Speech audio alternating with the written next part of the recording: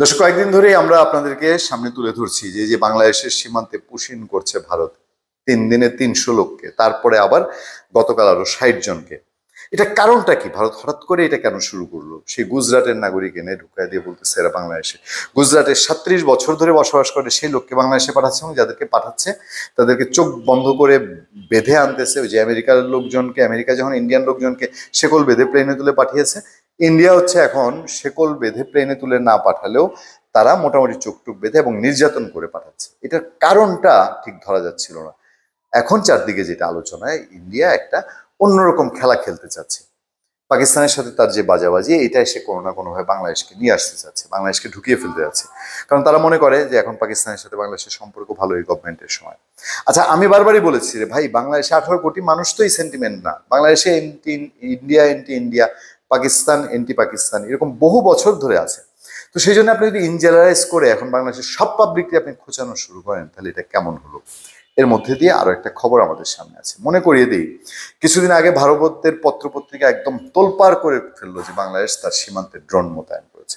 যদিও আমাদের আইএসপিআর, আমাদের সেনাবাহিনীর পক্ষ থেকে সেনাবাহিনীর মুখপাত্র আইএসপিআর, তারা স্ট্রংলি বলেছে যেগুলো রুটিন ওয়ার্ক আগে যা ছিল তাই, এবং কিছু ট্রেনিং কার্যক্রম ছাড়া এইটা কখনোই করা হয় না। ইভেন ইন্ডিয়ান আর্ম ফোর্সের সাথে, ইন্ডিয়ান আর্মির সাথে, ইন্ডিয়ান আর্মি চিফ বলেছে যে তাদের সাথে আমাদের সেনাবাহিনীর রেগুলারলি ইন্টারাকশন আছে। সোদের এসব খবরাখবর ভুয়া।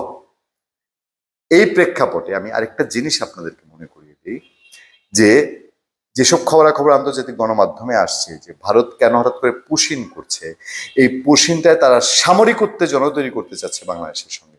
চিন্তা করে দেখেন, আমার কথা না, পত্রপত্রিকা এসছে, আপনারা ঘেটে দেখবেন। ওই ড্রোন প্রসঙ্গটা আনলাম কেন, দেখেন আমার সামনে একটা খবর পত্রপত্রিকা, ইতিমধ্যে আপনারা হয়তো দেখেছেন। হিলি সীমান্তে ধান খেতে ড্রোন, পুলিশের ধারণা ভারত থেকে আসা। খবরটা কি? দিনাজপুরের হাকিমপুর উপজেলার হিলি সীমান্তে ধান ক্ষেত থেকে একটি ড্রোন উদ্ধার করা হয়েছে। গতকাল বুধবার দুপুরে সেখানে ধান কাটার সময় পড়ে থাকা একটি ড্রোন বাড়িতে নিয়ে যান এক কৃষি শ্রমিক। পরে রাতে বিজিবি ও পুলিশ ওই কৃষি শ্রমিকের কাছ থেকে ড্রোনটি থানায় নিয়ে আসে। ইন্ডিয়ান জিনিস কি লক্ষ্যযোগ্য কিনা আমি জানি না, ওই রাফেল যুদ্ধ বিমান কিনলো ফ্রান্সের কাছ থেকে, পাকিস্তান ফুস করে রাফেল ফেলায় দিল। এখন কি ড্রোন পাঠাইছে কে জানে, সেই ড্রোন আবার আমাদের ধান খেতে পড়ে থাকলো। এ সম্পর্কে বৃহস্পতিবার সকালে 10:45টার দিকে হাকিমপুর থানার পরিদর্শক এস.এম. জাহাঙ্গীর আলম বলেন, হাকিমপুর উপজেলার সীমান্তবর্তী ঘাসুরিয়া গ্রামের একটি ধান খেতে ড্রোনটি পড়েছিল। স্থানীয় কৃষি শ্রমিক সেটি বাড়িতে নিয়ে গিয়েছিলেন, তার কাছ থেকে ড্রোনটি উদ্ধার করা হয়েছে। এতে 5টি ক্যামেরা আছে। এ বিষয়ে পুলিশের ঊর্ধ্বতন কর্তৃপক্ষের সঙ্গে কথা বলা হয়েছে। ধারণা করা হচ্ছে ড্রোনটি ভারত থেকে এসেছে। এটি কোথা থেকে এসেছে বা এটি কারা উড়িয়েছে, এই বিষয়ে তদন্ত হচ্ছে। তাই পরে কিন্তু আমার খুব বোকা বললেন না যে এটা কোনো ইউটিউবারের বা কোনো একটা কন্টেন্ট ক্রিয়েটরের ড্রোন কিনা, কারণ কোন ড্রোন কোন কাজের ওই বিশেষজ্ঞতা আমরা এখনো হইনি। তবে যেহেতু বাংলাদেশের দায়িত্বশীল পত্রপত্রিকা কথা বলছে, ভাবার তো বিষয় আছে। আর ইন্ডিয়া যেসব কাণ্ড কারখানা করছে, তাতে করে এটা বাঁকা চোখে না দেখার তো আমাদের কোনো সুযোগ নেই।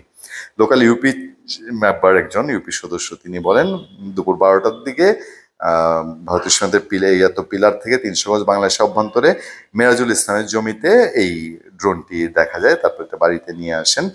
ঘটনাটি এলাকায় জানাজানি হলে স্থানীয় লোকজন মুঠোফোনে থানা এবং বিজিবিকে জানায়। রাত 10টার দিকে থানা পুলিশ ও বিজিবি সদস্যরা গ্রামে আসে। প্রফুল্ল টপ্পর বাড়ি থেকে ড্রোনটি উদ্ধার করে থানায় নিয়ে যায়। দেখা যাক না, নিশ্চয়ই আমরা এর একটা ভালো বক্তব্য কোথা থেকে পাবো। আমাদের নিরাপত্তা সংস্থাগুলো নিশ্চয়ই এটা যাচাই বাছাই করবেন। তবে যদি সীমান্তে এই ধরনের অবস্থা হয়ে থাকে, তাহলে এই মানে সাম্প্রতিক ইতিহাস কেন বলবো, বাংলাদেশ সৃষ্টি, ইভেন পাকিস্তান, ইভেন তার আগের ব্রিটিশ আমল, তার আগের মোগল আমল, আমরা শুধুমাত্র সেই মোগল সাম্রাজ্যের সময় তো শুনতাম, তাই না, যে ওই যে ইসাকার সঙ্গে মানসিংহের যুদ্ধ হয়েছিল। সেটাই তো বাংলা আর ভারতের মধ্যে একটা উল্লেখযোগ্য যুদ্ধের কথা বলা হয়। এরপর রাজা বাদশারা, জমিদারি টমিদারি এইসব নিয়ে কিছু যুদ্ধ হয়েছে, কিন্তু ইন্ডিয়া এবং বাংলাদেশ কখনো মুখোমুখি সংঘাত সংঘর্ষের ইতিহাসটা এটা নাই। এটা ইন্ডিয়া কি নতুন করে কোনো নজির স্থাপন করতে চায়? আমার মনে হয় বাংলাদেশ এবং ইন্ডিয়ার এই 1,00,00,000 জনগণের ম্যাক্সিমাম মানুষই এটা চায় না। তারপরও কি সেই পথে? ধন্যবাদ সবাইকে। ভালো থাকবেন, সুস্থ থাকবেন। সত্য, করুণা এবং সহনশীলতার সাথে আপনার সাথে আমি আতিক রহমান, পূর্ণিয়া।